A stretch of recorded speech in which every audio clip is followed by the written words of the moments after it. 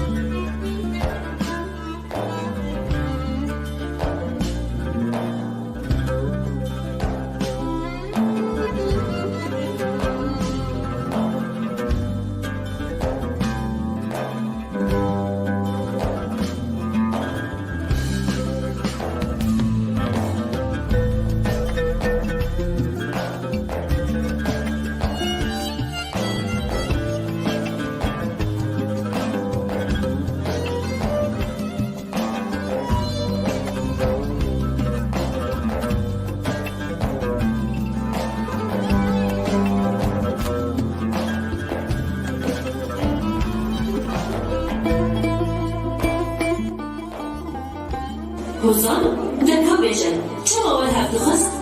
او دبیشه خانم خاکی کامل یه نعفینه سکته و خواهینه $300 دکا چارستر بگن چه تیرکش رو بگی فرمون ضرور ام دکارن به حسانی هر کسی که العفو نماید آنجی بگن عفوینه بستخدمون و ایخانتی قربان برون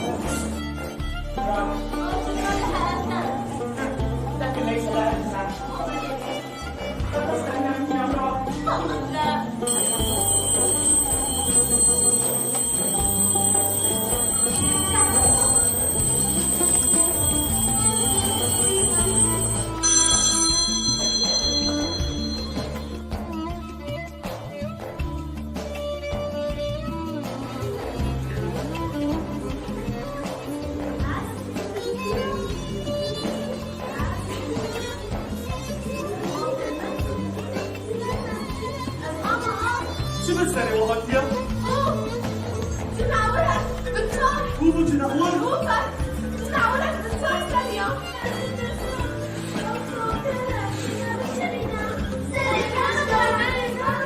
تناول حرام بك هناك يا حرام بك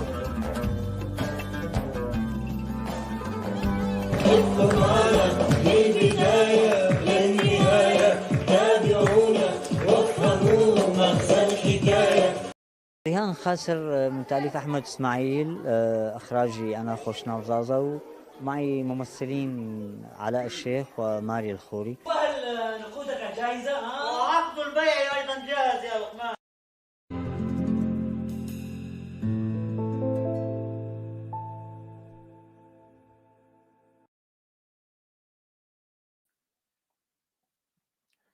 أعزائي المشاهدين، أسعد الله مساءكم بكل خير. في حلقة اليوم سنتناول هموم المسرح والكتابة وقضايا أخرى. أرحب باسمي وباسم الاتحاد العام للكتاب والصحفيين الكرد في سوريا بالكاتب أحمد إسماعيل أحمد. مساء الخير أستاذ أحمد. مساء النور، يا أهلا وسهلا. طبعا شكرا لكم، شكرا على الاستضافة، شكرا لك أستاذ خورشيد، والشكر موصول لقناتكم هيف تي في. كل الشكر. سعيدين جدا بلقائكم. أود أن أشكر كذلك الكادر الفني الأستاذ عبد الباقي الحسيني والآن سفدو حسين من اللي هن معنا من وراء خلف الكواليس. اللي أحب أن أنوه أيضا أعزائي المشاهدين بأنه ستنضم إلينا الكاتبة المسرحية المصرية الأستاذة صفاء البيلي اللي تدلي بشهادتها أيضا بخصوص الأستاذ أحمد. بداية سأتطرق باختصار لبعض الأعمال أستاذ أحمد. القاص والكاتب المسرحي أحمد إسماعيل، مواليد قامشلو سنة 1961، تخرج من معهد دار المعلمين سنة 1983. نشر العديد من القصص والمسرحيات والدراسات المسرحية في دوريات محلية وعربية. شارك أيضا في العديد من الندوات المسرحية داخل سوريا وخارجها كالعراق، الأردن، الجزائر، الإمارات، تركيا وغيرها، ونال العديد من الجوائز الأدبية في مجال القصة والمسرح، كجائزة الشارقة للإبداع العربية عن مجموعته القصصية رقصة العاشق سنة 2000. أيضا جائزة ثقافة الطفل العربي الإمارات العربية المتحدة عن مسرحية الحقل المنيع سنة 2001. جائزة الهيئة العربية للمسرح سنة 2010 عن مسرحية الطائر الحكيم. صدر للكاتب للكبار مسرحنا المأمول سنة 1997 عندما يغني شمدينو سنة 1999. رقصة العاشق سنة 2001. أهلا جحا مموزين مسرحيات دال سنة 2009 ليل القرابين مسرحيات قصيرة سنة 2019. تشريح الخيانة مقالات ثقافية وسياسية عن دار الزمان للنشر سنة 2021. وكذلك للأطفال توبة الثعلب جراب البدريسي البرزاني سنة 2003. الحقل المنيع أيضا 2003. الثغرة مسرحية للفتيان سنة 2004. حكاية الأشقياء الثلاثة سنة 2009. أحلام الحمار الكسول سنة 2010. الطائر الحكيم سنة 2010 أيضا. مملكة المسرح مبادئ أولية للأطفال سنة 2012. جراب البدليسي وقاضي محمد وتاج الذهبي سنة 2013. ياقوت وشجرة التوت قصة للأطفال سنة 2020. ما شاء الله أستاذ أحمد، الكثير من الإبداع ومهرجانات وجوائز، يحتار المرء أحيانا من أين يبدأ. حسنا، سأبدأ من التالي. دخولك عالم الكتابة جاء متأخرا نسبيا، هل ترى الكاتب ينضج عندما يتأخر؟ لنبدأ بهذا السؤال. طبعا مساء الخير لك ولكل المتابعين، وأتمنى أن نقضي هذا الوقت فائدة كبيرة لي ولكم. دخولي نعم كان متأخر نسبيا بالنسبة لمن دخل إلى عالم الأدب بالعادة يدخلون في العشرينات. أنا إن مضى أو أصبح عمري فوق 30 حتى بدأت أكتب. كتبت أول قصة في حياتي كانت هي قصة عن مجزرة حلبشة بعنوان الطائرات وأحلام السلوك. طبعا سأروي هذا فيما بعد. لماذا تأخرت؟ أسباب قد يطول شرح هذا الموضوع. نعم تأخرت لأسباب كثيرة، لأنني لم أكن أنوي الدخول إلى عالم الأدب، وإنما أقحم أو دخلت بسبب حلبشة. يعني حلبشة هي التي وضعت القلم في يدي ودفعتني إلى هذا العالم وهذه الجمهورية العجيبة التي اسمها جمهورية الأدب. بالنسبة للشق الثاني لسؤالك عن نضوج التأخير وعلاقته بالنضوج، نعم يفضل أن يتم تأخير ليس الكتابة بقدر النشر إلى أن تتم أن يتم نضوج الكاتب، يتأكد من أدواته، من معرفته، من إمكانياته، حتى يستطيع النشر بثقة أكثر. طبعا هنا لا، هذا الكلام ليست قاعدة عامة، يتم استثناء كتاب كبار دخلوا إلى عالم الأدب وبشكل ناضج وأخذوا جوائز وكتبوا أعمال خالدة وكانوا في العشرينات. إنما يفضل نعم يفضل التأخير لنضوج أكثر. شكرا. سؤال يراودني، ما الذي أخذك إلى عالم المسرح وخاصة مسرح الأطفال؟ وكلنا يعلم أن لا اهتمام في بلادنا بمسرح الطفل، بل وحتى بالطفل للأسف. والله هي ورطة، نعم هي ورطة كبيرة وغير هينة، ولكن ورطة جميلة. يعني الدخول إلى عالم المسرح توريطة كبيرة ولكن ورطة جميلة، والذهاب إلى مسرح الطفل هي الأجمل في هذا الاتجاه.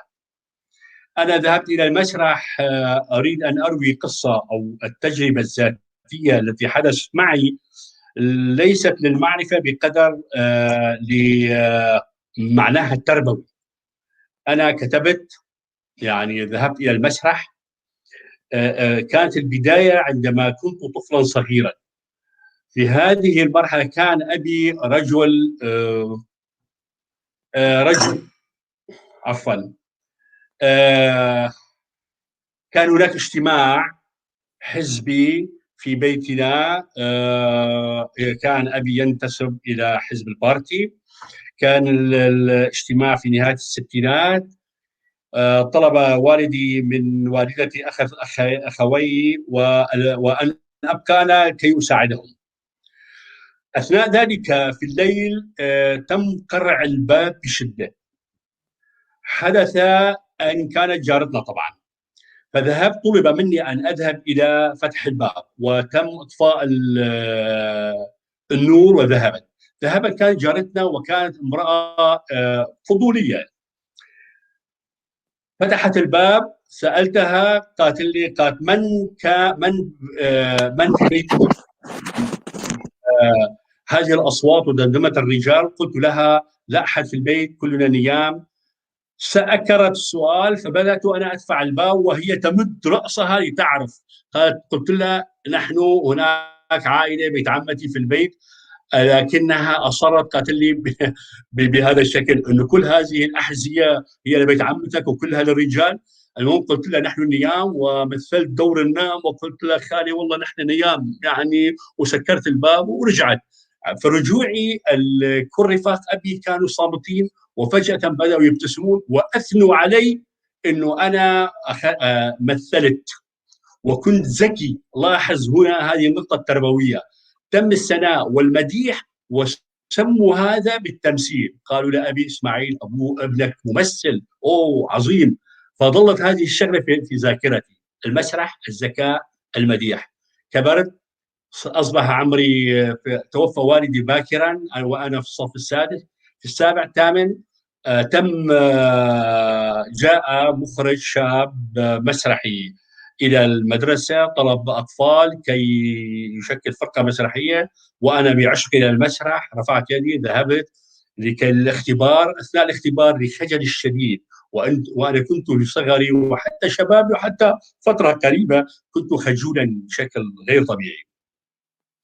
هذا المسألة طلب مني أن أمثل، ووقفت أمامه صامتا بسبب الخجل، فطردني.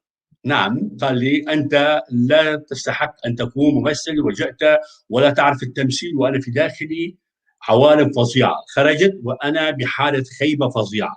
هذا الموضوع أين دفعني؟ على مبدأ إدلر. لاحظ أيضا أحبطني، لم أعد أفكر بالتمثيل بالمطلق. هناك المديح لطفل جعلني أحب المسرح، آخر حطمني قال لي كلمة قاسية جعلني أهرب من المسرح. لاحظ دورة الثناء للأطفال. فبدأت على مبدأ إدر التعويض على النقص، ذهبت إلى الكتب المسرحية وبدأت أقرأ مسرح ودراسات. وأتذكر نص لتوفيق الحكيم، أول نص قرأته، وإلى آخره، إلى أن قرأت مسرح. ذهبت إلى مسرح الطفل. نعم يا سيدي، ذهبت إلى مسرح الطفل. بداية كان السبب هو أنه بدأت أكتب في مدرستي بحكم وجودي كمعلم في المدرسة. بدأت أكتب للأطفال لمدرسة، والمسألة بدأت عادية، ثم بدأت أكتب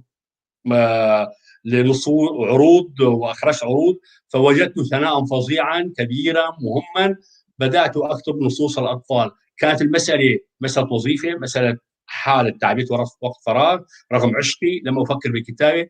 ثم بدأ كتابتي مسرح الطفل. الآن أو عندما بدأت أكتب بشكل جدي قبل العشرينات، قبل 2000، بدأ الموضوع يأخذ أهمية كبيرة عندي، أنه يجب أن نبدأ من الطفل لأهمية الطفل، لأنه الركيزة الأساسية، لأنه الثروة الأساسية، لأنه المنطلق، لأن ما يوجه الطفل يتم ترسيخه وتأسيس له. هذا هو السبب.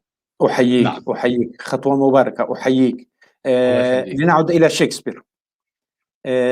له قول يقول: أعطني مسرحا أعطيك شعبا. ويؤكد كل من يعمل في المسرح وللمسرح على مضمون هذا الكلام. وهذه الصفة أو الخاصية لم تمنح حسب علمي لفن آخر غير المسرح. وبهذا الاتجاه أذكر إنك تحدثت في مقابلة لك عن دور الجمهور في المسرح، ثم منحت جمهور المسرح الكردي تحديدا دور البطولة. السؤال: ترى أي بطولة في حضور الجمهور العرض المسرحي؟ ثم ماذا عن بطولة الفنانين الكرد في رجابي كردستان؟ نعم. بالمناسبة، قبل أن أعرج على موضوع الجمهور الكردي والممثل الكردي، أريد أن أتحدث عن مسألة دور الجمهور في العرض المسرحي. مسرح بلا جمهور ليس مسرحا بالمطلق، ولا يمكن تصور مسرح بلا جمهور. هنا بعض الناس فهمت الكلمة أو هذا المبدأ على أساس أنه يجب أن يكون هناك جمهور أمامك، يعني بشكل ساذج، أن يكون هناك أمامك جمهور وتمثل له، يعني الوجود المادي للجمهور، مجرد حضور. المسألة أبعد من ذلك بكثير جدا. المسألة لا تقف عند حضور المادي الناس في الصالة أو في المسرح. المسألة يجب أن يكون الجمهور حاضرا في العرض المسرحي، في النص المسرحي. يجب أن يكون حاضرا كهم، كقضية، بكل أشكاله، لأنك بكل بساطة تقدم لهذا الجمهور ما تقدمه من عرض يقدم للجمهور، للناس. ومن المطلوب أو من الضرورة أن يحترم أو بداية على الممثل أو الفنان المسرحي أن يحترم هذا الجمهور، هذا رقم واحد، أن يفهمه. يعني أنت تقدم لأناس لجمهور، إذ كنت لا تفهم هذا الجمهور طبيعته، وضعه، ظرفه الاجتماعي، الاقتصادي، السياسي، تاريخه، فأنت تقدم لشيء مجهول، يعني وكأنك تقدم لنفسك. فمن الضرورة أن تقدم لمتفرج تفهمه ثم تحترمه مهما كان مستوى هذا الجمهور. يعني لا يكفي أن نقول أن هذا الجمهور متخلف أو هذا الجمهور لا يفهم أو إلى آخره. يجب أن تنزل إلى مستواه، بالمعنى لا بمعنى النزول كما يفهمه الآخر، النزول الأخلاقي أو النزول عفوا الوعي، لا، يجب أن تدخل بين الجمهور تفهم ماذا يريد هذا الجمهور، لأن الجمهور شريكك، ليس شريكك فقط بل هو سيدك أيها المسرحي. لأنه منذ 100 عام تقريبا أو أكثر بدأت التيارات المسرحية الحديثة تتوجه إلى الجمهور. لماذا قلت أن الجمهور الكردي جمهور عظيم؟ لهذا السبب أنه كل العروض المسرحية، كل الفرق المسرحية بدأت تتوجه إلى الجمهور، تخطب وده، تحاول أن تجذبه إلى المسرح، تقدم أكثر من وسيلة وطريقة من أجل كسب هذا الجمهور، لأنها تعرف بدون جمهور ليست مسرح. تماما مثل السياسي بدون جمهور لا شيء، يعني مجرد ثرثار، والأديب أيضا، وأي شيء. يعني الجمهور هو الحكم الأساس السيد، حتى قيل إنه هو مفتاح العرض بإيد الجمهور. سأعود إلى الجمهور الكردي. طبعا أنا بكل فخر طبعا كان لي تجربة طويلة مع الفرق الكردية، وأذكر هنا بشكل خاص ميديا وخالات بشكل أساسي، فرقة خالات في الكورية. هذه التجربة بدأت من قبل التسعينات كمتفرج ومتابع، وبداية التسعينات بدأت كاتبا لها وحتى مدرب لفترة معينة. مدرس طبعا في دورة قم بها. لاحظت بطولة الجمهور هنا، لاحظت أي عظمة يتصف بها هذا الجمهور رغم الأمن والظروف والقهر الاقتصادي وكل هذه العوامل. كان هذا الجمهور هو الذي يذهب مسرعا باتجاه أي عرض مجرد أن يسمع عرض. لم أسمع في يوم من الأيام سوى في الأيام السابقة، أيام الرومان وأيام اليونان، أنه عرض مسرحي يحضره بالآلاف. في روجافا كانت عروض مسرحية يتم يحضرها بآلاف البشر. هنا المفارقة الذي قد يسارع أحدهم ويقول نعم حدثت، ولكن أن تحدث وعيون الأمن في كل مكان، هنا المفارقة، والناس فقراء هذه العظمة وتحضر وتشجع بهذه القوة وبهذا الحب. هنا كان أيضا وجدت فيها البطولة. طبعا كي لا أنسى، أنت سألتني عن الممثل الكردي، أو عفوا عن العروض المسرحية الكردية، عن ما قدم المسرح الكردي. نعم صديقي، أنا دائما أقول هؤلاء الرجال من حمل شعلة المسرح في روجافا كردستان، هؤلاء ليست مسرحيين بل أبطال. أنا أعرف أناس تركت أعمالها، كانت عمال. تخيل عامل يديه ما تزال لم يغسل يديه من آثار الإسمنت ومن آثار التعب، يعود من عمله ويذهب مباشرة إلى البروفا، وأيضا هو رجل فقير ماديا ومعدم، يذهب إلى البروفا رغم كل شيء، رغم التعب والفقر وحتى الجهل المسرحي، يذهب إلى هناك ولكي يقدم عملا مسرحيا لناسه. لي ملاحظات كثيرة على هذا الموضوع، وهي كثيرة جدا، على موضوع هل هم قدموا مسرح كردي أم لا. أما هم حملوا راية عظيمة يكفيهم شرفا أنهم جعلوا المسرح يتحدث كرديا، جعلوا هناك عروض مسرحية. هذا الموضوع كان في الثمانينات أو بداية الثمانينات، وكانت هناك عروض قبل الثمانينات، عروض قليلة. في هذه الفترة في لحظة القمع قدمت عروض، الفرق الفلكلورية الكردية قدمت عروض مسرحية لجماهيرها بغض حسن. النظر عن ملاحظات. نعم. شكرا. نعم. أيضا في هذا السياق لدي سؤال آخر، لكن قبل ذلك أود أن أشكر كل المتابعين، كل الشكر لكم. وسنقف حقيقة مرت علي أسيرة ملفتة للانتباه، سنسعى قدر الإمكان الوقوف عليها. شكرا لكم ولحضوركم معنا. أيضا في هذا السياق المسرح الكردي أستاذ أحمد في رجابي كورسان، هل ثمة مكان له في المشهد المسرحي السوري تاريخا وحاضرا؟ للأسف صديقي، يعني للأسف بسبب غياب الديمقراطية تم تغييب المسرح. طبعا المسرح الكردي كلمة خطيرة، لكن العروض المسرحية تم تغييب العروض المسرحية، تم تغييب النشاط المسرحي الذي يقدم بالكردية في روجافا على المشهد المسرحي السوري برمته. تم تغييبه، تم استبعاده حاضرا وماضيا بسبب غياب الديمقراطية، بسبب القهر القومي، بسبب التسلط. إذا السلطة لا تعترف بوجود شعب كردي فهي من البديهي لا تعترف لا بأدب، لا بشعر، لا بفن، لا بمسرح كردي، وبالأخص المسرح الكردي، لأنه الفن الأكثر جماهيرية والأكثر قدرة على تفعيل وشحن وتجيش الناس. نعم، تم تغييبه بسبب غياب الديمقراطية بكل بساطة، بكل بساطة. نعم. لنعد إلى التراث في المسرح، التراث وكذلك الدرامية في التراث الكردي، إلى أي مدى يمكن الاستفادة منها؟ وهل فعل ذلك أحمد إسماعيل في نصوصه أو في بعضها لنقل؟ هلا خلينا نحكي عن التراث. نعم. التراث ليس جديدا.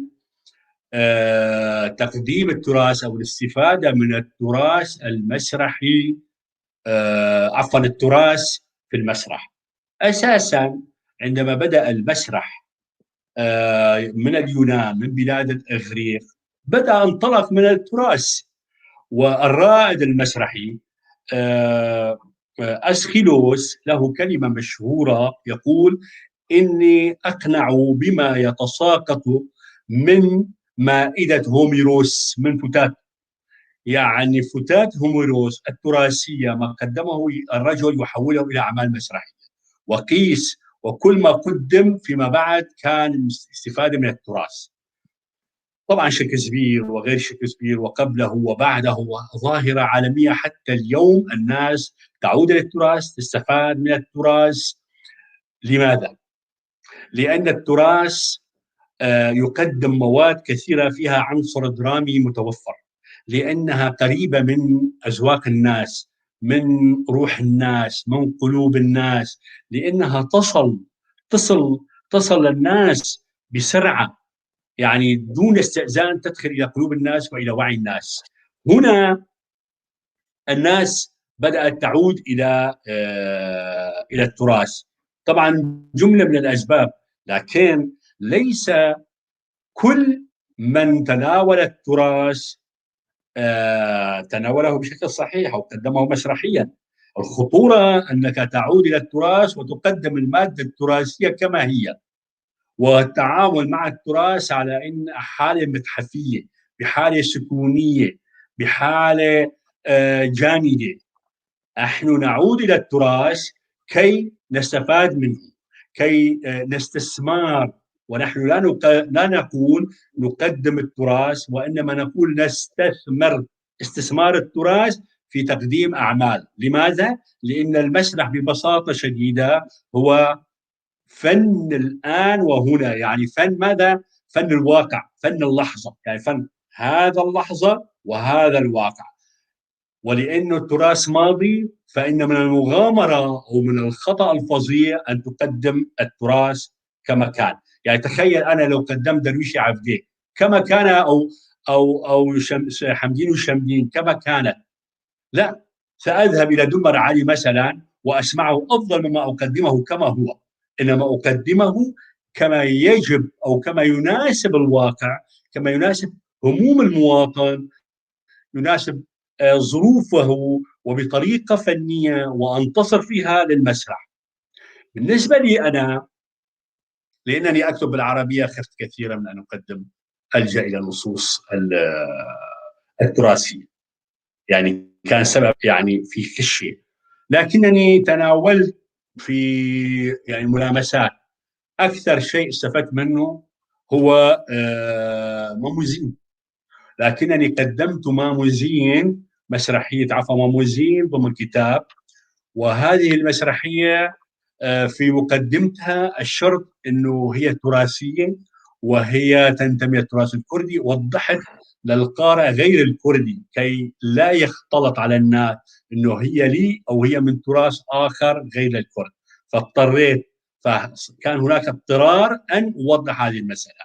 لكنني في مموزين قدمت رؤيه معاصره، معالجه معاصره وليس مموزين كما هو عند احمد خاني او كما هو في التراث، انما قدمت مموزين معاصرين، يعني مموزين طالبين جامعه، اثنين طلاب جامعه يلتقون يختلفون بسبب الانتماءات السياسيه وثم لا يلتقون. وأردت ان اقول ان الحزبيه أفسد أجمل ما لدينا وأجمل ما في التراث الكردي هو علاقة الحب التي تتجسد في حكاية ماموزين. أفسدتها هذه الروح الحزبية أو التحزبية.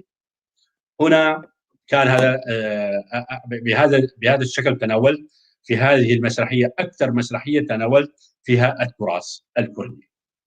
نعم، أعيد وأكرر كل الشكر لكل من يكتب لنا ولكل من يتابعنا، وكل أمل بأننا في نهاية الحلقة سنتمكن من الإجابة على كل الأسئلة التي وردتنا. كل الشكر لكم.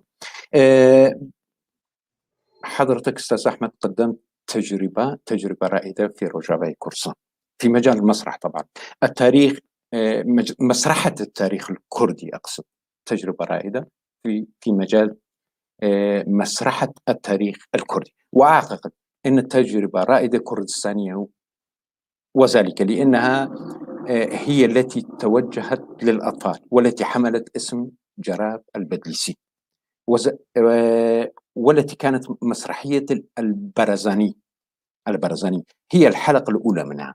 والسؤال الذي أود أن أطرحه هنا: لماذا العودة إلى التاريخ والواقع مليء بأحداث درامية وكبيرة، ولماذا التوجه بها للطفل تحديدا؟ هل يمكن للطفل استيعاب أحداث كبيرة كهذه؟ نعم، طبعا صار في تشعب. السؤال يحمل اكثر من اجابه، ولكن ساحاول. حابين نستغل وجودك معنا استاذ احمد. الله يخليك، شكرا لك. طبعا التاريخ المسرحي، عفوا التاريخ، اللجوء الى التاريخ ايضا ظاهره او اسلوب قديم. وأول مسرحية قدمت كانت مسرحية الفرس، وقدمها أبو الدراما في الإغريقية أسخيلوس. مسرحية الفرس يتحدث فيها عن غزو الفرس لليونان وبطولة اليونان وطردهم للفرس من اليونان، أراضي اليونانية.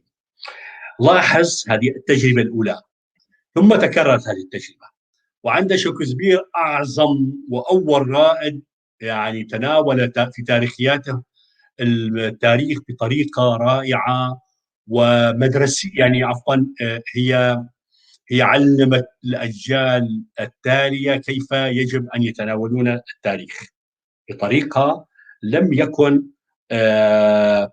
متزمتا. لماذا التاريخ؟ سؤالك أليس كذلك؟ لماذا التاريخ؟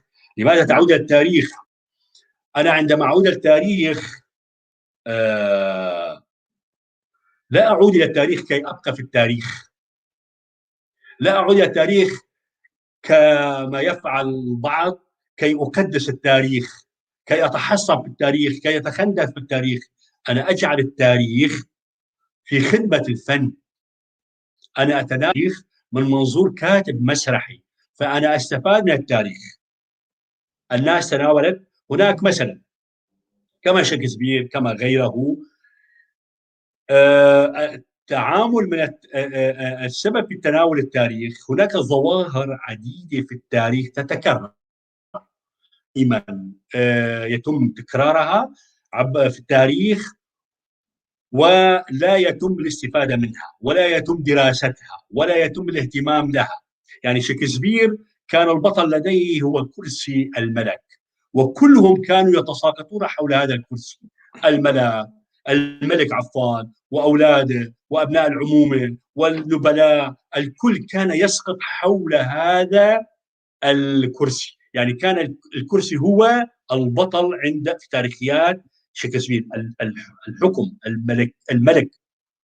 نحن مثلا ككرد لدينا ظاهرة فظيعة مرعبة هي الخيانة، تتكرر دائما في تاريخنا. لدي سؤال خاص بهذا الموضوع. لدي أيضا سؤال خاص بهذا الموضوع. أستاذ أحمد تفضل. سنتطرق إليه. نعم يا سيدي، نعم، تكرم عينك.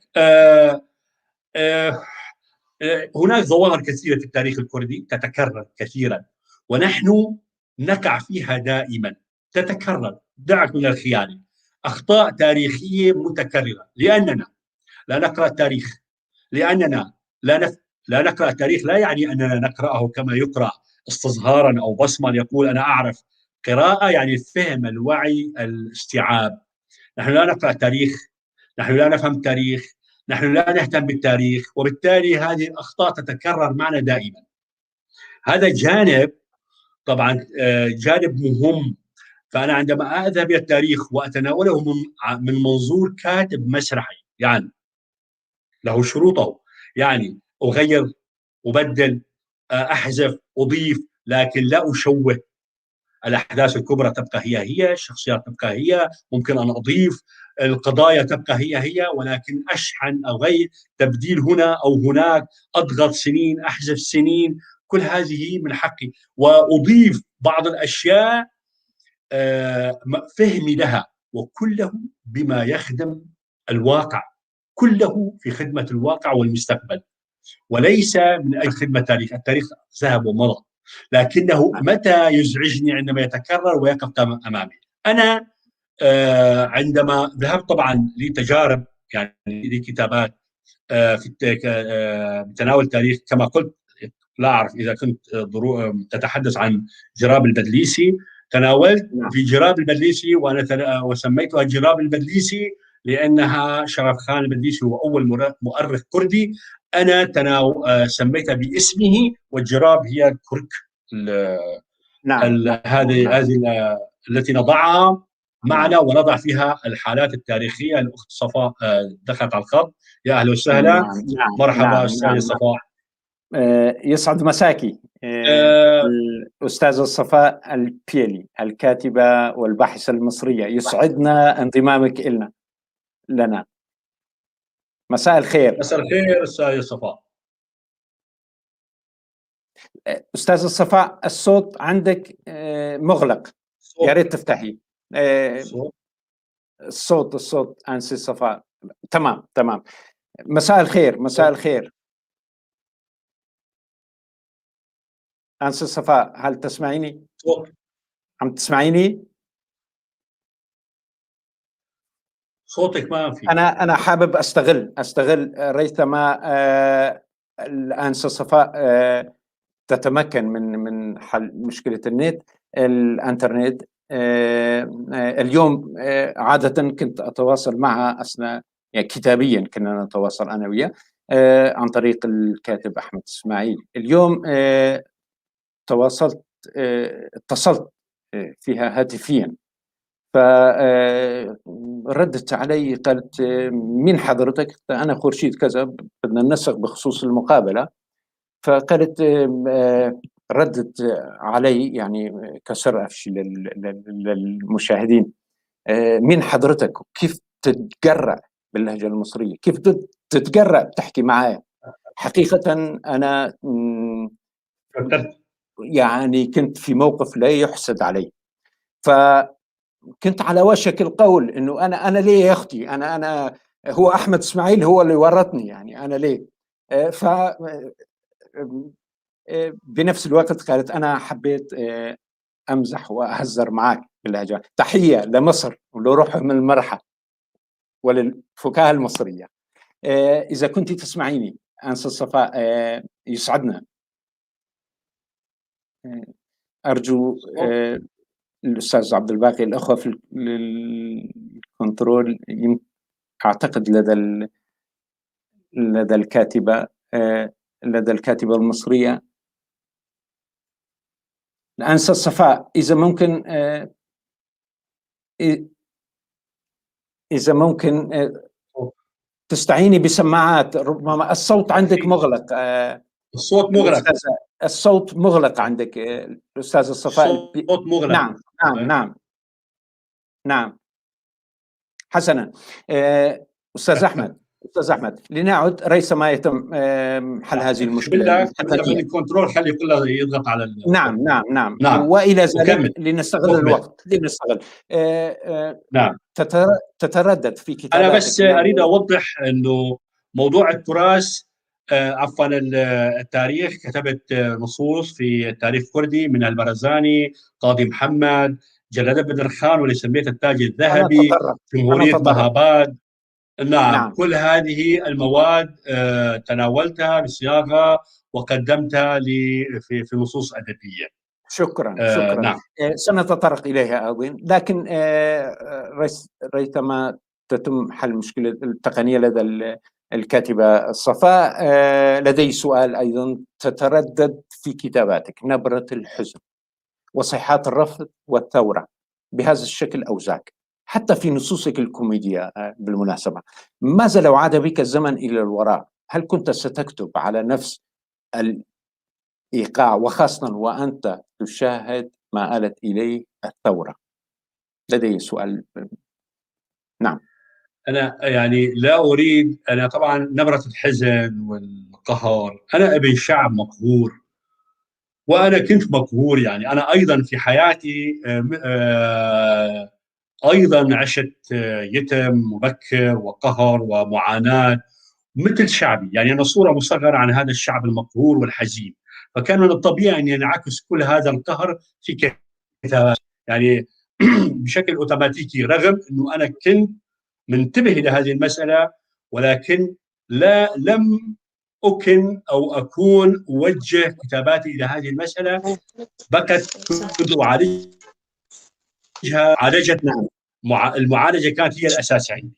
الثورة يا سيدي، هناك من يقول دائما أنه الثورة تحولت إلى خراب وإلى مسلحين وإلى شتى كما نقول وإلى وإلى وإلى. نعم، ولكن الثورة بنظري التي قمنا فيها هي، والمطلب هو ما حدث أن الذين دخلوا على الخط وركبوا موج الثورة هؤلاء ليسوا ثوار، هؤلاء جاءوا ينتقموا، هؤلاء جاءوا طائفيين، جاءوا كيديين، خربوا الثورة. الثورة ظلت في نفوسنا، في عقولنا، ستستمر ما دام القهر موجود، ما دام الظلم، وسأظل أستمر أكتب إلى أن يتحقق طموح الشعب، أن تتحقق الكرامة والحرية للناس. أما هؤلاء الذين أساءوا إلى الثورة فهم جاءوا لنا من كهوف التاريخ، أصحاب اللحى والمسلحين، هؤلاء لا يمثلون الثورة. لا يمكن أن تكون الثورة هي العودة إلى الماضي، لا ترجع. ليس الثورة دائما هي إلى الأمام، وهؤلاء يريدون أن يعيدوننا إلى الماضي للأسف الشديد. لذلك أنا إن امتد بي العمر فسأظل أكتب عن مطالب الناس، عن الحرية، عن الكرامة. وضد هؤلاء المسلحين او الراديكاليين. نعم. اتمنى لك العمر الطويل صديقي. الاستاذه صفاء البيالي، لا ادري هل تسمعني؟ اسمعك تمام. اسمعك جيدا الان. يسعدنا انضمامك إلنا. اعزائي المشاهدين، الاستاذه صفاء البيالي، الكاتبه والباحثه المسرحيه المصريه طبعا، ومديره ومؤسس موقع المسرح نيوز. نرحب طبعا بكم باسمي وباسم الاتحاد العام للكتاب والصحفيين الكرد في سوريا. كما نرحب بكم باسم قناة بي تي في. ونود هنا أستغل الفرصة أن نبارك لكم نجاح عرض مسرحيتك جنة هنا التي قرأنا عن عروضها. أتمنى لكم طبعا دوام الإبداع، وأود هنا أن أسألكم بلاد عن دور المسرح في تعريف الآخر بهوية الشعوب. جميل، أشكر حضرتك على هذه الالتفاتة، وقبلها أشكر حضرتك على استضافتي، لأن يعني أتكلم عن قامة عظيمة زي أستاذ أحمد إسماعيل وأنا لن أوفيه قدره ولن أوفيه حقه، فهو يستحق حلقات وحلقات، لأن تجربته ثرية وكبيرة جدا. يعني بالنسبة للعرض المسرحي هو اسمه جنة هنا وليس جنة هنا، جنة هنا. أشكرك برضو على التهنئة باستمرار العرض. أعتذر. تفضلي. نعم. جنة هنا الحمد لله هو الآن يجوب محافظات مصر لكي يرى المواطنون في الأقاليم، وده من فضل الله سبحانه وتعالى. بالنسبة لسؤال حضرتك كيف أن المسرح يعني يعمل على تعريف الشعوب بعضهم البعض بتراثهم وأفكارهم، أنا بقول لحضرتك فعلا هو المسرح هو ذلك الرابط الذي يقوم بهذا الموضوع ببساطة شديدة وبانسيابية شديدة، لأنه المسرح بيكون في أبهى صوره. يعني حتى المسرح اللي بيعتمد على الكلام المكتوب أو النص المكتوب، حينما يعني من الألف إلى الياء لما يراه المشاهد بالصوت والصورة والديكور والملابس وما إلى ذلك، حتى إذا اختلفت اللغة فهو يشعر ويحس. يعني يقال أن المسرح لغة عالمية لهذا السبب، لسبب أن ليست اللغة المنطوقة هي التي تعبر فقط وهي التي توحي فقط، ولكنها كل مناحي أو نواحي أو عناصر العرض المسرحي الأخرى. فربما تجد عرضا مسرحيا يعني بلغة أخرى غير اللغة العربية، ربما بالكردية، والذين لا يفهمون الكردية يتأثرون بالهمسة والحركة والثياب والإيماءة وما إلى ذلك. لذلك فإن المسرح بالفعل هو لغة عالمية. أستاذ أحمد، نشر في موقعكم المسرح نيوز اللي حضرتك بتترأسيه نصوص كثيرة إضافة إلى مقالات موجهة للطفل. السمات البارزة، يعني ما هي السمات البارزة في كتاباته من ناحية الأسلوب، المواضيع لنقول، أو المعالجة؟ الحقيقة أنا عايزة أعترف لحضرتك دلوقتي والأستاذ أحمد إن إحنا بنستغله في موقع المسرح نيوز استغلالا يعني جميلا واستغلالا بريئا. وحقيقي تابعي. القراء في المسرح نيوز بيهتموا جدا بكتابات أستاذ أحمد إسماعيل، ونسبة القراءات اللي موضوعاته بتكون عالية جدا، من أعلى نسب القراءة في الموقع، وده إحنا شفناها بتبان فقط لمشرفي الموقع، ما بتبانش للقارئ العادي. يعني ليه بقى؟ لأن أحمد إسماعيل بوصفه يعني كاتبا فهو كاتب مهموم. الكاتب المهموم يجب أن تتوقع لماذا يهتم به الناس، لأنه يعني أولا بيهتم بقضاياه هو، سواء كانت على المستوى الشخصي جدا الضيق المحدود الأنا، وبعدين بيفتح على العالم اللي هو الكون والوطن وما إلى ذلك. طبعا في ثمة فروق يعني في تعطيل الكتابة، سواء فيما يقدمه بالنسبة للأطفال أو بالنسبة للكبار، لكن المفاهيم بصراحة هو دائما ما يؤكد على مفاهيم المواطنة، مفاهيم الوطن، مفاهيم الثورة، مفاهيم الانتماء، الحب، الحرية. هو مهموم بهذه الأفكار الإنسانية الكبرى اللي هي بالنسبة للطفل طبعا بتنميه وبتحسسه بقيمته كإنسان، أنه حينما سيكبر سوف يكون إنسانا له كيان وإنسان له أفكار وإنسان، يعني أن تربية الطفل بالشكل العقلي الذي يكتب به أحمد إسماعيل بتيسر وجود بني آدم أو إنسان قادر على أن يقود ثورة ضد الظلم، ثورة ضد الفقر، ثورة ضد عدم المواطنة، عدم إحساسه بالمواطنة وما إلى ذلك. هو في حقيقة الأمر أيضا هو يتعامل مع الطفل على أنه في كتاباته للطفل، سواء كان في المسرح أو في القصة القصيرة أو حتى على المستوى النقدي، لأنه هو عامل كتاب مهم جدا سأتحدث عنه في وقته، بيتكلم فيه عن كيفية الكتابة لمسرح الطفل. هو يحترم الطفل. العفو. لدي سؤال أيضا بهذا الخصوص، أعتذر على مقاطعتك. هو الكتابة، يعني شروط الكتابة أستاذ الصفاء، شروط الكتابة للطفل هو أن يحترم المبدع الذي يكتب له الطفل وشخصيته هنا. ولقد كرر الأستاذ أحمد ذلك مرارا بأنه التزم بهذا الشرط. كيف حقق أستاذ أحمد الشرط في الكتابة للطفل على مستوى بناء الشخصية أو المعالجة، كونك تطرقت إلى هذا الموضوع؟ نعم. جميل.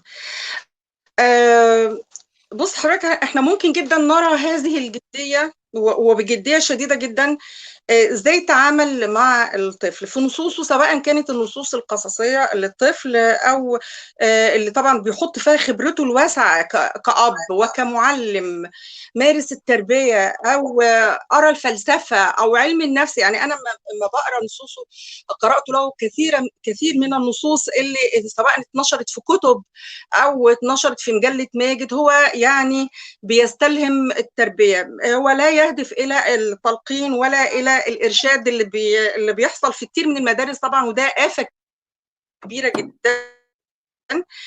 لكنه بيحاول ان هو يزرع جوه الطفل مجموعة او الفتى، لانه برضو يعني من الكتاب الشطار جدا اللي بيميزوا الفئات العمرية بالنسبة للكتابة، ودي مهمة جدا بالنسبة للطفل. يعني بيحاول ان هو يدخل يعني او يعني يعطي للطفل مجموعه من القيم ومن العادات اللي بيكتسبها بعد قراءه القصه او المسرحيه، او يتخلى عن مجموعه من القيم والعادات السيئه اللي بيشعر انها غير صالحه لاستخدامه بعد ما يقرا القصه.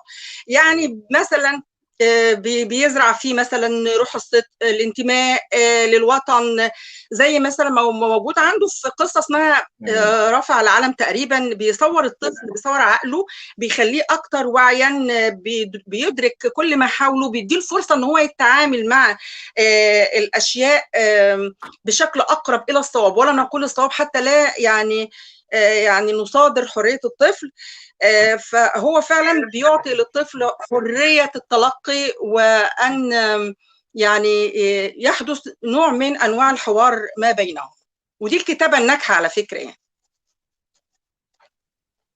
نعم، شكرا. لدي سؤال أيضا، سؤال أخير مرحبا. مصر كانت عنوان أول للصحافة الكردية في العالم العربي. حضرتك أتصور مطلع على الآن السؤال، وبعد حوالي قرن من الزمن، ما السبل للتجسير بين الثقافتين المصرية أو العربية طبعا ككل، رغم أن هناك محاولات فردية هنا وهناك في هذا الإطار باعتقادي؟ أنا في اعتقادي أن المحاولات الفردية هي الآن هي الأجدى نفعا يعني إلى الآن. طالما أن ليست هناك محاولات جماعية أو محاولات دولية لإذابة هذا الجليد. فالمحاولات الفردية بتحاول إذابة جليد البعد والجفاء الثقافي، لكن أنا شايفة أن هو من المهم أن يحصل تلاقح ما بين يعني أو تبادل ثقافي، أولا عن طريق نسف حاجز اللغة. يعني اللغة ان يحصل بقى ترجمات من العربية مثلا الى الكردية الى ما الى ذلك، او من الكردية الى العربية، يحصل تبادل ثقافي ومعرفي مش بس في مستوى الثقافة والفن، لا في كل المستويات، مع اعترافنا الكامل بان اللي له القدرة قوي على ان هو يزيل هذه المساحات الجليدية ومشاعر يعني التلاقح والتعامل اللي هي اكتر حاجه بتقدر تؤدي المساله دي هو الفن والمسرح يعني. شكرا لحضوركم معنا، وأكرر باسمي وباسم الاتحاد العام للكتاب والصحفيين الكرد في سوريا. أنا كنت أتمنى قبل ما تقفل حضرتك، كنت أتمنى أتكلم عن تجربة الأستاذ أحمد في كتابة المسرح. يعني أنا يعني معظم كتاباته أنا قارياها، فأنا كنت حابة لو أن هناك دقائق قليلة يعني أبين فيها الهم. لا، لأن أنا فعلا يعني أشعر أن يعني هذا الرجل الكاتب لم يأخذ حقه كفاية من الدراسة. يعني يجب أن تقام فيه رسائل دكتوراه وماجستير. أنسة صفاء، يشرفنا لك كامل الحرية، ولكن الصبح يعني أنت كذا ما استرجيت بصراحة، يعني ما الصبح يعني بهدلتينا شوي، فأنا لذلك ما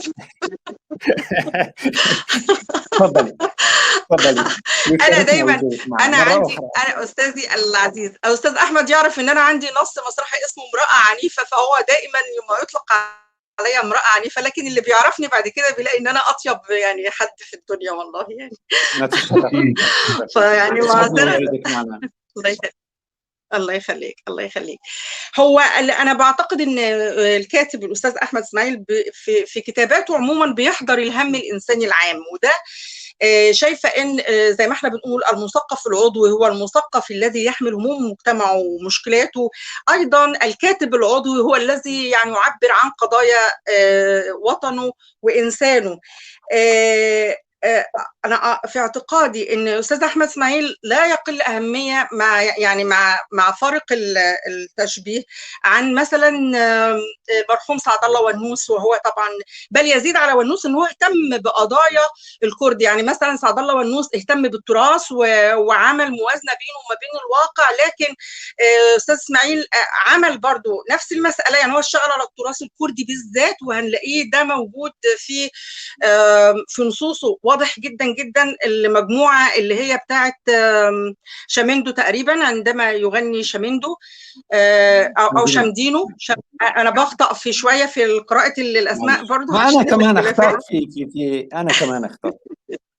لكن الحقيقه هو لكن الحقيقه يعني هو انتبه للقضايا المهمه اللي بيغفل عنها الكثير من الكتاب، وده يعني حضرتك لو شفته انا بضعه في مصاف الكتاب الكبار.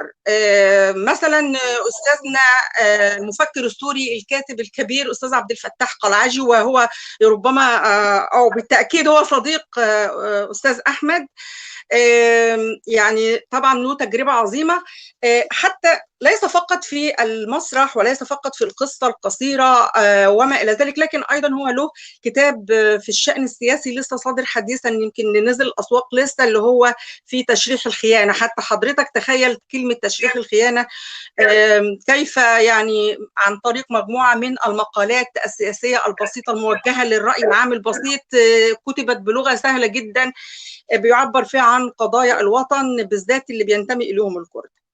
بقول ان استاذ احمد اسماعيل هو مهتم ومهموم بهذا النوع من الفكر، محمل به اللي هو بفكره وقضايا وطنه الكبير وشعبه اللي هو العربي، ثم بعد كده اللي هو هندخل نبقى اكثر تحيزا شويه، وانا بقولها تحيزا لان لازم كل واحد مننا يتحيز لما يهمه او ينتمي اليه اللي هو الكرد.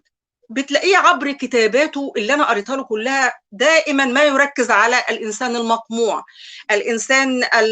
هذا الانسان المقموع، سواء كان هذا القمع من السلطه او من العادات والتقاليد او من الفقر. الانسان المظلوم الذي لا يجد مفرا من مواجهه مصيره، وهذا المصير هو مصير مظلم، اما في المعتقلات او في السجون او ما بين المقابر. بتلاقي شخصياته اللي عانت من الظلم وان افكارها اتدهست وكرامتها اتدهست بسبب افكارها الثوريه، لانها كانت بتحاول تدافع عن عقلها وعن مقدرات وطنها. بتلاقي نفسها قد تحولت الى السكر. حتى الناس اللي هم المجاهدين بالقلم وبالفكر، اللي بيوزعوا المنشورات وبيعملوا كذا، نهايتهم عند احمد اسماعيل في المقابر او ان هم سكرانين. ليه؟ يعني انا برضو شفت لها تخريجه. يعني السكر هنا ليس بغرض العربده، ولكنه هروب من الواقع المدمر اللي هم عايشين فيه. بيحاول ان هو يبتعد تماما عن هذا الواقع المخاتل الذي يعيش فيه ولا يشعر بكرامته ولا بانسانيته. لو حضرتك بصيت لمجموعه عندما يغني شمدينو او شميدنو استاذ احمد يطلع لي، هم 3 نصوص تقريبا في المجموعه، اللي هو موت الحجل وعندما يغني شمدينو، والمسرحيه الاخيره اللي هي المسرحيه مستمره او لنمثل مهباد. المجموعه دي بتبين قد ايه احمد اسماعيل مؤمن جدا بقضيته تجاه الكرد، وعارف جدا بتفاصيل المجتمع الكردي، بتراثه، بمفرداته اللي بدت في استخدامه حتى الاسماء الشخوص والقرى والمدن والاغاني الشعبيه والالعاب والامثال. عبر عن الموت مثلا ببراعه. الموت عنده هاجس مستمر، مش عارفه دايما يموت ابطاله، لان ربما ان الملائكه لا يعيشون على الارض، يعني الملائكه الذين يحملون فكرا، مش ملائكه بالمعنى الايديولوجي يعني. وده حكايه الموت والهاجس المستمر بتاعه مسيطر جدا على هذه المجموعه. فالموت هو الظهير الاساسي والسمه العامه للمجموعه دي. الاول موت الحجل، فيها طبعا اتعرض للاباده العرقيه لقرى كامله ومحاوله الهروب بقى من ناحيه لناحيه عن طريق اسلاك، يعني اللي كانوا بيحوشهم اسلاك شائكه، متفجرات. لما تبدا النص تقرا النص مثلا، ربما تشم رائحه انتصار في اللغه، ربما تشم ان هناك حب ما بين الفتاه الفتاه التي عبرت لزوجها الحدود، لكن في النهايه تجد نفسك مكبل ايضا بالموت. موت الفتاه وموت زوجها، حتى ان الجنين يحدث اظلام على صوت الجنين في نهايه النص.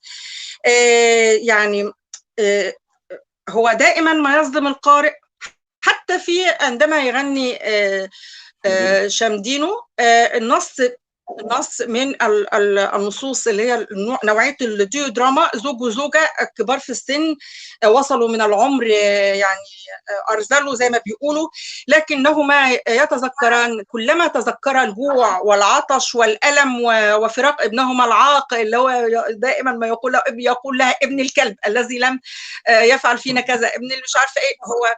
وتجد ما بين الوقت والآخر كلمات تشارك أن هناك سوف تكون نهاية جميلة، مثلما تتذكر العجوز أيامه الفائتة مع فاتي، يعني شمدينو مع فاتي وأحلام الصبا وإزاي إن هم كانوا بيحبوا بعض وما إلى ذلك. تأتي في النهاية تجد كلما زاد الخناق على هذا الرجل العجوز وهو يتحدث مع زوجته، تجد مكان الحوار نقط. عليك أنت أيها القارئ أن تتوقع أو تتخيل أو تتصور ما الحوار الذي أو ما الكلام الذي كان يقول ذلك الزوج لزوجته. يعني أو مثلا تتخيل أن كلما زاد الخناق يغني هذا الرجل. يعني هذا الغناء هو قمة الرعب، قمة المأساة، قمة السوداوية. العبث أيضا، يعني هو كمان شغال جدا على مسألة العبث بشكل بديع، يعني هو يعني أبدع في استخدام العبث. يعني مش عارفة اللي بيساعد ان توصل افكار احمد اسماعيل للقارئ اللغه الشعريه الجميله التي يعبر بها عن يعني عن افكاره. وانا بدور على النت في مره من المرات انا قريت لقيته بيقول ان قال جمله جميله جدا عن كتاباته، وانا الان اقف معه واعضده على هذا الكلام. هو قال ان ربما ان النقاد يعني او صناع المسرح لا يجدوا في مسرحه ما يجعلهم يقدمونه، لانه يقدم تراجيديا، بيقدم صورة سوداوية، بيقدم الحقيقة ناصعة.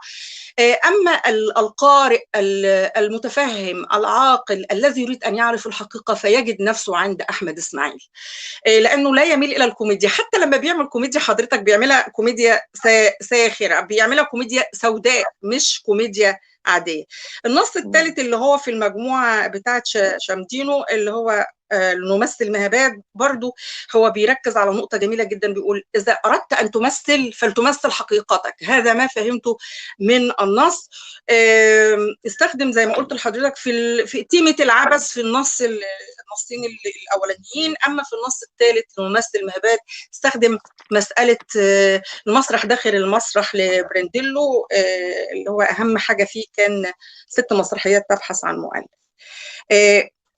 اديني 5 دقيقة واحدة كمان بس هتكلم عن المجموعة الثانية، لأن أنا بصراحة أنا أقع في محبة نصوص أستاذ أحمد إسماعيل.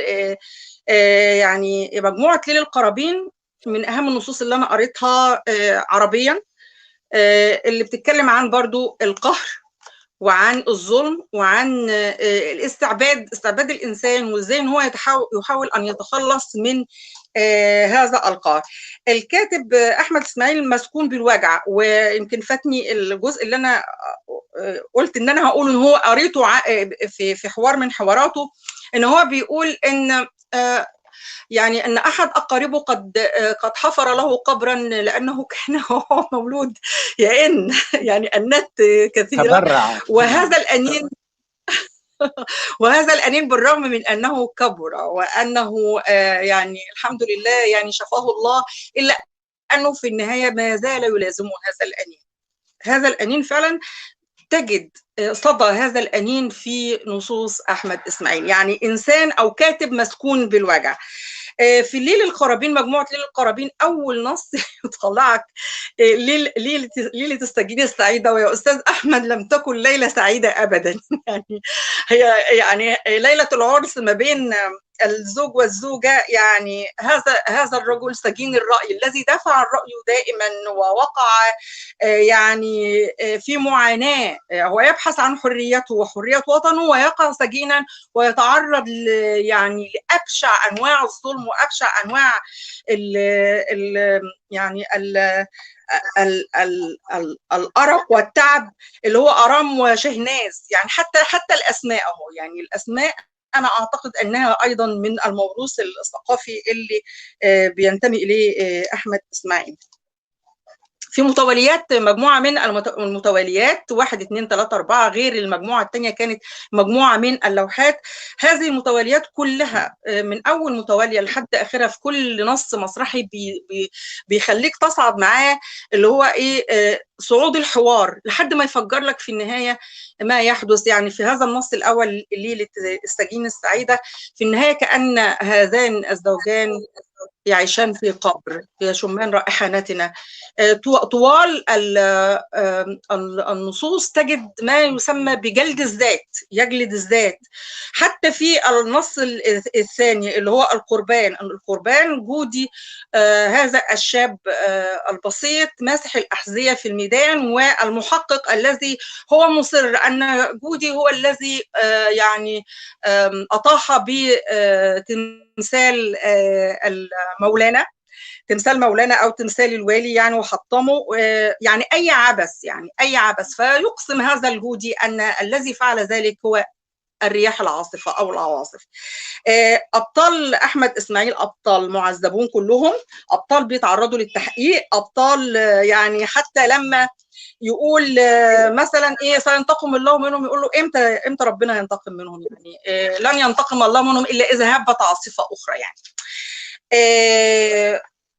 جودي هو بالنسبه لي انا كقارئه هو المواطن الشعب الذي في نهايه النص درج بالدماء لكي يكون او لكي بعدما قدم قربان لتمثال السلطه او تمثال الحاكم فأي عبث، يعني أي عبث ممكن إن احنا نشوفه. النص الثالث هو مصير أيضا، مصير ما بين كلبين أسودين والسكير أيضا، وحارس للمقابر.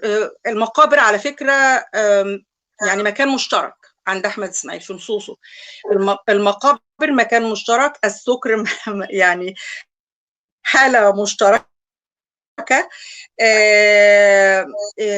يعني في نهاية نص المصير يعني تجد أن أيضا مصير هذا الإنسان تم تقطيعه وتم المتاجرة بأعضائه.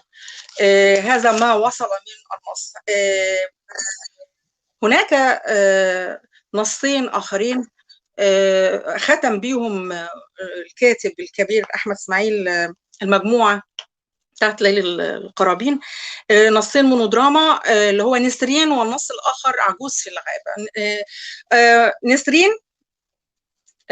هي محاكمة، هي كأنها هذه الحياة التي نعيشها في محاكمة.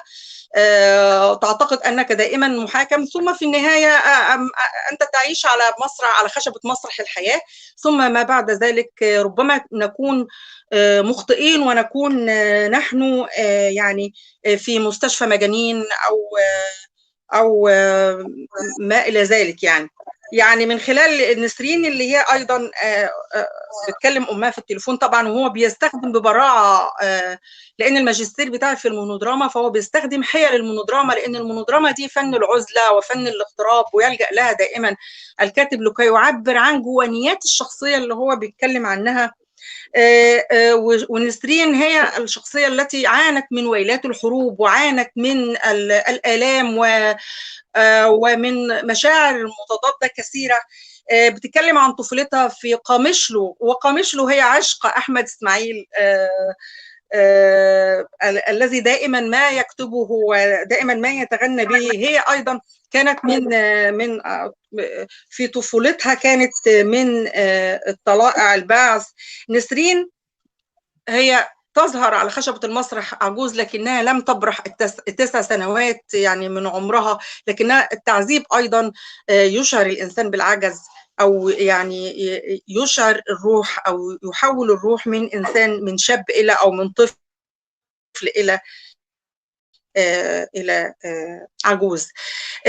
الهجرة التركية لم يعد لما يعني هي جملة هذه الجملة اختصرت ما يريد أن يقوله، ليس فقط في هذا النص نسرين، ولكن في يعني بيعبر عن، أنا مش عايزة أقول عشان ما بقاش مغالية، إن يعني دول كتير من العالم العربي كل ده بلسان حال كل واحد فيهم، الناس اللي هي يعني لديها عقل وتفكر، لم يعد هذا البلد صالحا للعيش بكرامة.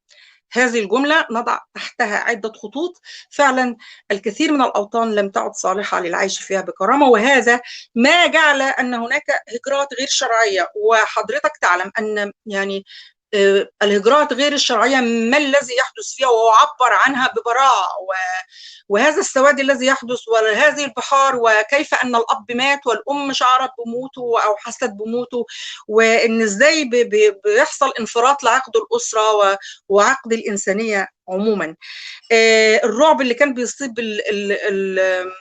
المهاجرين، والجشع اللي كان بيمتاز بيه أو بيتسم بيه المهربين. في النهاية نسرين هذه أو الإنسان هنا، مش نسرين كفرد، يعني الإنسان هنا أو الإنسان العربي هنا أو المواطن السوري هنا أو المواطن الكردي هنا أو المواطن الأنا هنا، هو لم يكن في محكمة، لم يكن في مسرح، لم يكن في مستشفى مجانين، لم يكن في مقبرة، هو يعني كانت أين لا أدري، ربما في اللا مكان في اللا زمان، لكنها في وطن لا يستحق العيش فيه لأنه ليس فيه كرم. حتى المونودراما الأخيرة اللي موجودة في ليل القرابين اللي هي عجوز في الغابة أيضا تحولت الدنيا إلى غابة كبيرة. أنا انتهيت. استاذ صفاء، أنا كان نفسي أقعد أتمنى أن أنا أتكلم أكثر عن، لكن سنستضيفك ونتشرف في القادم من الأيام ويسعدنا. لكن حابب أقول لك أوصل رسالة لحضرتك. أنت اليوم تعديتي علي مرتين، في الصبح مرة والآن أنهيتي كل الموضوع. لا بل أعتقد حتى أستاذ أحمد لم يعد لديه أي شيء يحكي. فأنا كمحاور هون انتهيت وأنهيتي دور أستاذ أحمد. شكرا لحضورك البهيج معنا. أنا أعتذر والله، بس حضرتك ما وجهتليش أسئلة تاني. لكن هو أستاذ أحمد، أنا بقول رأيي، لكن أستاذ أحمد ممكن يكون له رأي مغاير. يعني هو ليس احتفاء حقيقة، ولكنه هو يعني هذا أقل من حقه. هو يعني أنا كنت مجهزة حاجات في رأسي أتحدث عنها يعني في الناقد. هو ناقد كبير أيضا وله كتاب على فكرة قبل ما أختم. هو له كتاب يعني ليس للأطفال، هو يعلم، وأقول يعلم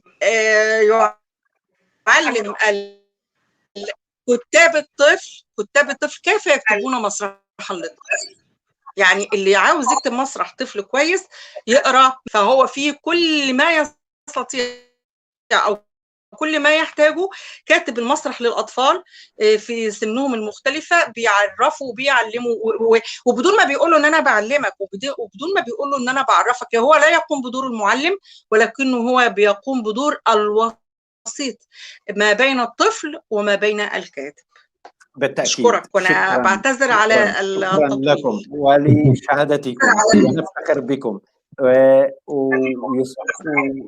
وسنكون سعيدين نستضيفك في حلقات مقبلة. شكرا لحضورك البهي، وتحية لك وللشعب المصري الذي تربطنا فيه علاقات صداقة ثقافية، علاقات ثقافية تاريخية. شكرا لكم ولحضورك. شكرا استاذ على هذه الشهادة التي أعتز فيها جدا. ألف شكر لك. الله يخليك. شرفتينا اليوم كثير، حضرتك تستحق أكثر وأكثر. حديثك يعني إن شاء الله نستاهل. الله يخليكي. سلمكم. الله يسلمك. ألف شكر لك. شكرا جزيلا. أستاذ أحمد، لنعد إلى الموضوع. شكرا، أعيد وأكرر، حقيقة شهادة نفتخر بها لكاتبة مصرية مرموقة، وبنفس الوقت مديرة موقع ومؤسسة موقع المسرح نيوز. حقيقة شهادة نفتخر فيها. شكرا لحضوره.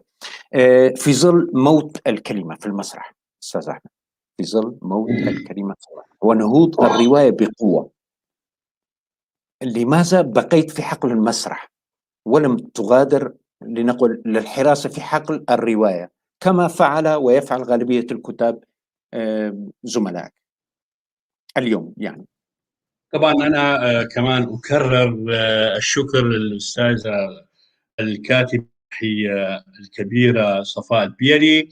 هذه شهادة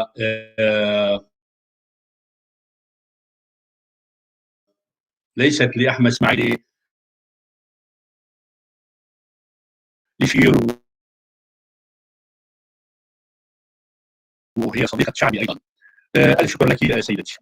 بالنسبة لموضوع لماذا بقيت في حقل المسرح ولم أغادره إلى حقل الرواية، أليس كذلك؟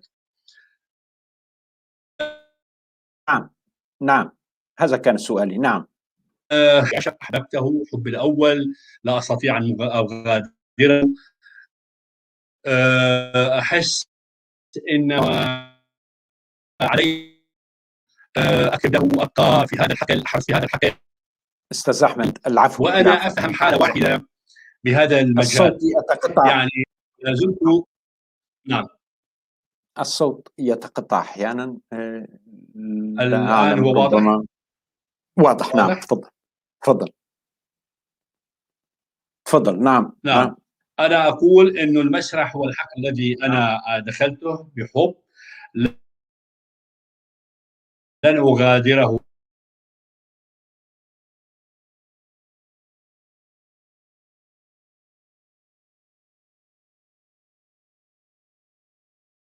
أعزائي المشاهدين، نعتذر أعزائي المشاهدين، وبالمطلق ربما لشيء أعرف، ولست مالك المسرح، إنما أنا مجرد هاوي بالدرا أدب، وهذه حقيقة دون مجاملة. نعم. الصوت أستاذ يصل؟ أحمد، العفو، لديك مشكلة ربما لديك مشكلة تقنية، ربما النت ضعيف عندك، الصوت لا الصوت أعرف. عم يتقطع عندك. لا، أضع أتوقع من السماعات يعني؟ النت. لا آه. حتى الصورة نعم. تتوقف، أعتقد المشكلة في النت، في الإنترنت. يا ريت تقدر تعالجه. إذا تفضل أستاذ أحمد، حاول. لا أعرف كيف أعالجه يعني. السبب وين العطل لا أعرف، لكن تمام، حاليا صوتي صل؟ تمام. تابع. نعم، تفضل. تابع. نعم. نعم، عم أنا نسمع. كنت نعم، أنا كرهت أنه لا أغادر المسرح لأنني أحب المسرح، لأنني عاشق المسرح بجد، لأنه الحب الأول، لأنني ما زلت أحرص فيه، ما زلت تلميذا طالبا، لم أمتلكه، أجد أنه حقل واسع كبير لم أخوض فيه كله. هذا أهم سبب. السبب الآخر، هناك مواضيع كثيرة يستطيع المسرح أن يقدمها. هناك فهم خاطئ شديد جدا يكرر دائما لي بسذاجة، بطيبة، بغباء إلى آخره، أن المسرح انتهى أمره. لكنني لدي أكرر هذه سؤال في هذا المقولة، الخصوص أن المسرح أستاذ أحمد. الذي مات. أستاذ أحمد، العفو، نعم. لدي أيضا سؤال بهذا الخصوص. نعم، تفضل. المسرح سأتركه. لماذا لم أذهب إلى الرواية؟ أنا لا أذهب إلى الرواية لأنه وجدت حقيقة. أولا لأنني كي لا أزاود على الآخرين، أنا قارئ رواية كم يعني إلى حد ما أستطيع أن أكتب إلى حد ما، ولكنني لا أريد أن أغادر المسرح أو أذهب إلى الرواية، لأن الرواية لأنها أصبحت هي مادة استهلاكية. لأنني قرأت عم يكتب قصة أو حكاية فقط ولا يكتب رواية. عندما أستطيع أن أكتب روايتي سأكتبها، عندما أجد أنني المسرح عاجز عن هذا الموضوع سأنتقل. إن شاء الله لي فقط هم أن أكتب رواية واحدة، هي روايتي، ولكن أن أنتقل بشكل أوتوماتيكي كما يحدث لدى البعض لأنها أصبحت موديل، فهذا أعتقد إجحاف. شكرا أستاذ أحمد. نتطرق إلى موضوع شائك قليلا، اللغة هي التي تحدد هوية النص. هذا ما قلته حضرتك في حوار معك في جريدة الدستور الأردنية قبل عقد من الزمن، ثم قلت في حوار آخر حديث أن الاقتصار على اللغة في تحديد هوية النص اختزال للهوية نفسه. السؤال، ماذا كنت تقصد؟ لنقل جدلا، كاتبا سويديا كتب الرواية عن لاجئ كردي، كاتب سويدي كتب عن لاجئ كردي رواية، هل تعتبر الرواية كردية؟ نعم. لا أدري إنه وصلتك الفكرة أم لا أستاذ أحمد؟ نعم وصلتني. نعم. موضوع اللغة، تحديد دورها في تحديد هوية النص الأدبي.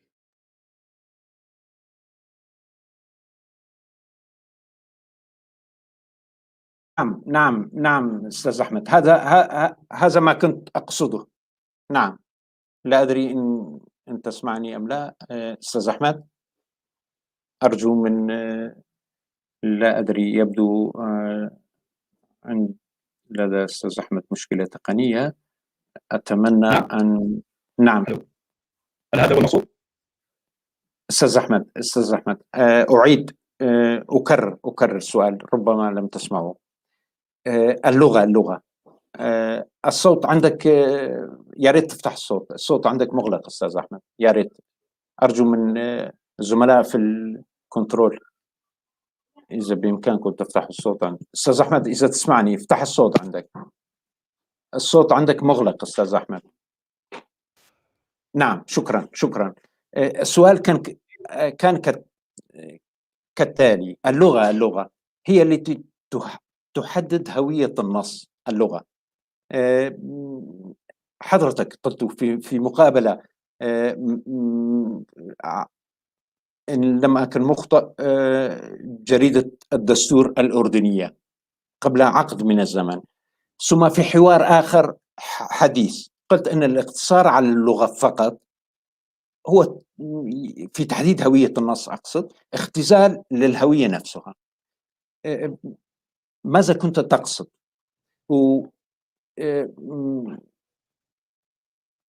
أود أن أقول، لنفترض جدلا أن كاتبا سويديا كتب رواية عن لاجئ كردي، هل يمكننا اعتبار الرواية كردية ضمن هذا السياق؟ نعم. طبعا إذا أردت الحسم، وأنا قلتها في ذلك الوقت وأكررها حتى أنهم كتبوا كلامي بضغط العريض: اللغة هي التي تحدد هوية الأدب. ما زلت مقتنعا بهذا الأمر، ما زلت أجده صحيحا، ولكن لكل شيء خصوصية. يعني المسألة ليست مسألة رياضيات. يعني أنا هنا وسعت من مفهوم الهوية، أو أعطيتها فهم حيوي غير جامد على المستوى العام ثم على المستوى الكردي. على المستوى العام تحديد الهوية لا يكون باللغة فقط. إذا السويدي كتب باللغة الكردية لا يصبح كرديا، يعني لأن هناك جملة من المواد أو العناصر الهوية، كما أنه هوية أي شيء مكونة من اسم واللغة يوم ميلاد ومكان الولادة، يعني تاريخ، الجغرافيا، الأحداث، كل هذه عناصر مشكلة للهوية. نحطها على موضوع اللغة فقط، هذا إجحاف. هذا إذا كان مقبول في أماكن ودول ككيانات ومنجز الأمر عندها، ممكن أن تكون اللغة هنا محسومة واللغة هي اللي تحدد. ولكن ماذا عن الوضع الكردي المتشابك والمعقد والمتداخل؟ هناك خصوصية يجب أن تؤخذ بعين الاعتبار. لا يمكن أن تلغي الكاتب الذي يكتب بغير اللغة الكردية عن الهم الكردي، عن الوضع الكردي، عن المأساة الكردية، عن الوجع الكردي، أن تلغيه بجرة قلم، أن تضعه في مسطرة أو سرير بروك روست الرجل الشرس في الفسيولوجيا اليونانية، الذي كان يضع الناس إذا كان طويل على سريره، إذا كان طويلا فيقص رجليه، أو إذا كان قصيرا فيمطه. هناك هذا أتحول هذا الموضوع إلى سرير بروكروس. نحن نقول قليلا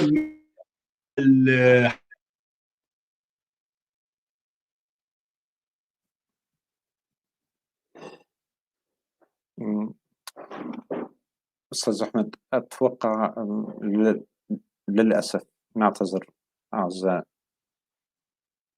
المشاهدين، نعتذر عن هذا الخلل الفني. أعتقد الخلل لدى الأستاذ أحمد متعلق بمشكلة النت. أستاذ أحمد، هل